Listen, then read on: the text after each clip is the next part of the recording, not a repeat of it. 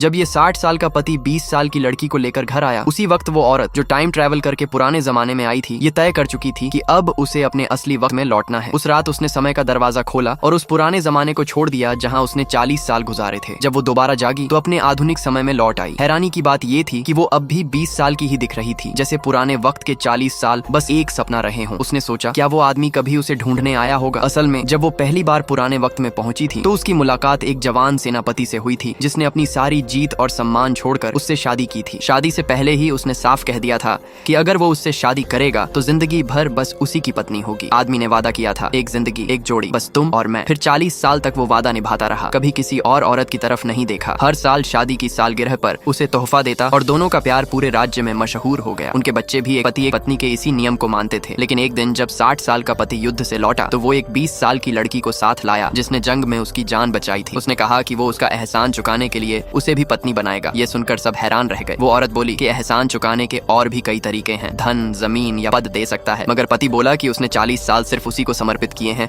और अब वो अपनी मर्जी से दूसरी शादी करेगा। ये सुनकर वो औरत सन्न रह गई। उनका बेटा भी वहाँ आ गया। उसे लगा कि बेटा उसका साथ देगा, क्योंकि उसने हमेशा उसे सिखाया था कि औरत मर्द बराबर हैं।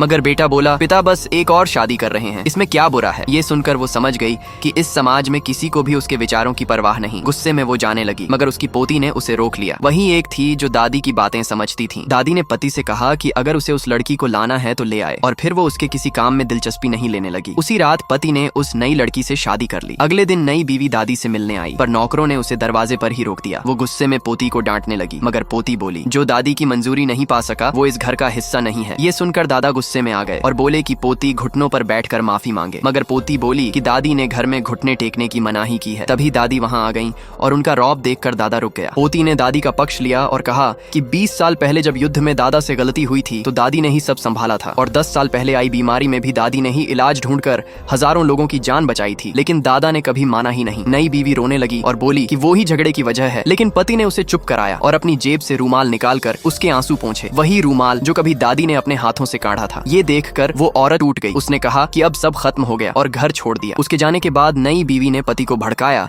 कि अब घर में उसकी कोई इज्जत नहीं बची। पति गुस्से में आया और पत्नी का कमरा तोड़वा दिया। पोती रो पड़ी और बोली कि अगर दादी चली गई तो कभी वापस नहीं आएंगी। मगर दादा बोला कि वो 40 साल से है, अगर जाना होता तो कब की चली जाती। दादी हंसकर बोली कि अगर उसने ये घर न संभाला होता तो ये परिवार कब का बिखर गया होता। उसने अपने सिर से परिवार की मुखिया का निशान उतारा और जमीन पर फेंक दिया। बोली, जिसे चाहिए वो ले ले, मुझे अब इसकी जरूरत नहीं। पति ने वो निशान नई बीवी को दे दिया और कहा कि अब घर उसी के हवाले है। दादी ने कुछ नहीं कहा, बस मुस्कुराई। फिर उसने पोती को बुलाया और उसे एक कमरे में ले गई जहाँ सोने चांदी के ढेर लगे थे।